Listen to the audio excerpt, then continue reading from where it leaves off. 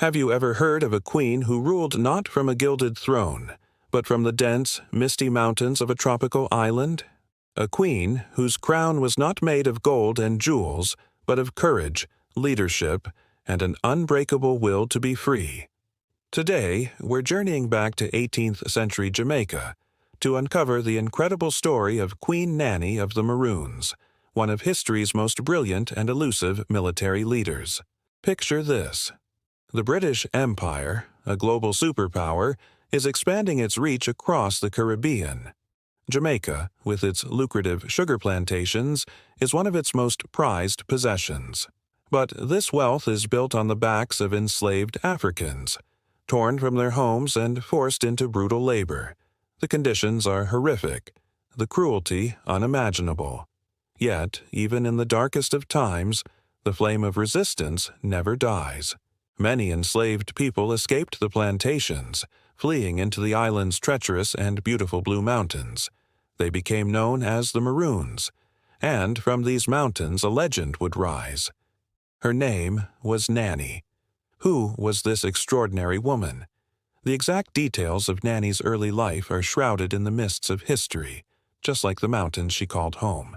Most accounts suggest she was born in the Ashanti Kingdom, in what is now modern-day Ghana, a powerful West African state known for its strong military and cultural traditions. It's believed she was of royal lineage and carried with her the knowledge of Ashanti warfare, leadership, and spiritual practices. Whether she was captured and brought to Jamaica or arrived as a free woman, she soon became a beacon of hope for the escaped slaves. Nanny established a community deep in the Blue Mountains, a settlement that would become known as Nanny Town. This wasn't just a hideout, it was a sanctuary. It was a thriving, self-sufficient village strategically located on a high ridge, accessible by only a single narrow path. It offered a panoramic view of the surrounding terrain, making any approaching enemy easy to spot. Here, the Maroons cultivated crops, raised livestock, and preserved their African traditions, their languages, their music, and their spiritual beliefs.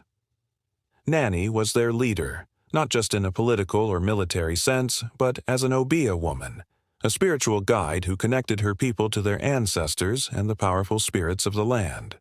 The British saw the Maroons as a direct threat to their entire system.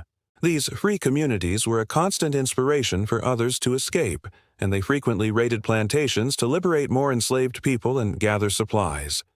The British colonial government was determined to crush them. They sent wave after wave of highly trained soldiers, armed with muskets and cannons, into the mountains to destroy the Maroons once and for all. This conflict became known as the First Maroon War, but the British were fighting on Nanny's turf. She was a master of guerrilla warfare, a tactic that the British Army was completely unprepared for.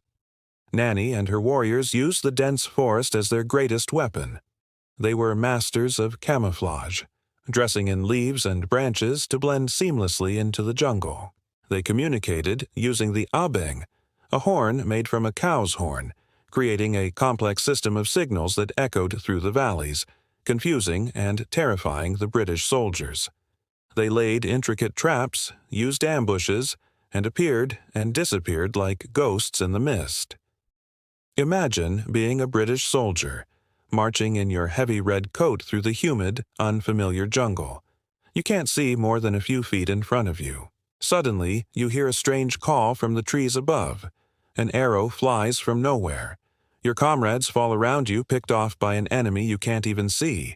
It was psychological warfare at its finest.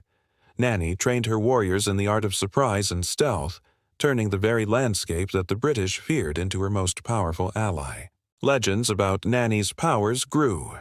It was said that she could catch bullets with her bare hands, an incredible story that likely originated from her brilliant strategy.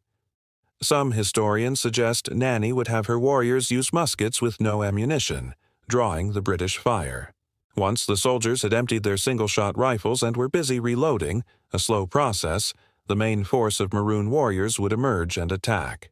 To the terrified soldiers, it would seem as if their bullets had no effect. This blend of brilliant tactics and spiritual mystique made Nanny an almost supernatural figure in the eyes of both her followers and her enemies. For over 30 years, Nanny led her people against the might of the British Empire. Nannytown was attacked and destroyed several times, but each time the community would rebuild, their spirit unbroken. Nanny's leadership was instrumental in wearing down the British forces.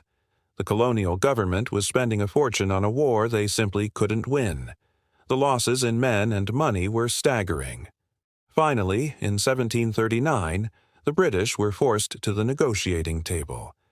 They offered the Maroons a peace treaty. This treaty officially recognized their freedom and granted them 500 acres of land, which became the new settlement of Moortown. In return, the Maroons had to agree to stop raiding plantations and to help the British capture any new runaways. It was a complex and controversial agreement, but it was, crucially, a formal acknowledgement by the British Empire that they had been defeated. They could not conquer Nanny and her people. Queen Nanny of the Maroons secured what was most precious: freedom and land for her community. She didn't just fight a war. She built a nation within a nation, a lasting legacy of resistance and self-determination. Her story is a powerful testament to the idea that true strength isn't about the size of your army, but the size of your spirit. Today, Queen Nanny is a national hero in Jamaica, the only woman among the country's 7 official heroes. Her face is on the Jamaican $500 bill. She is remembered as the Rebel Queen, a symbol of black resistance and a brilliant military strategist who outsmarted an empire. Her story reminds us that heroes come in all forms and that the fight for freedom, dignity, and justice can be won, even against the most overwhelming odds. Thank you so much for watching. The story of Queen Nanny is one of many incredible tales from history that often get overlooked. If you found her story as inspiring as I do, please hit that like button and subscribe for more stories of forgotten heroes. Let me know in the comments who else from history you'd like to learn about. Until next time, stay curious.